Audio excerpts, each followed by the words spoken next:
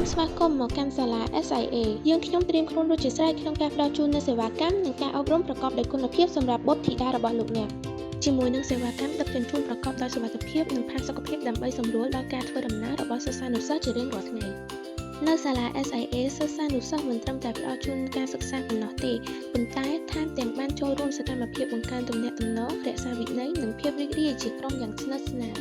ជាមួយនឹងលោកគ្រូអ្នកគ្រូដែលមានជំនាញនិងបទពិសោធន៍បង្រៀនយ៉ាងយកចិត្តទុកដាក់ផ្ដោតលើការអភិវឌ្ឍសមត្ថភាពភាសានិងចំណេះដឹងទូទៅរបស់សិស្សឲ្យកាន់តែរីកចម្រើន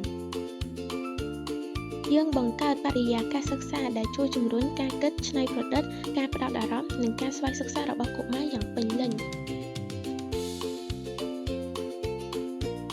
បង្កើតទំនុកចិត្តបណ្ដុះភាពក្លាហាននិងភាពច្នៃប្រឌិតដើម្បីរៀបចំកុមារឲ្យក្លាយជាបុគ្គលជោគជ័យនាពេលអនាគត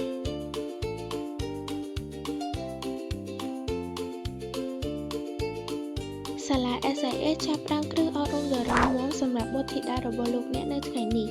That's the power of Sala SIA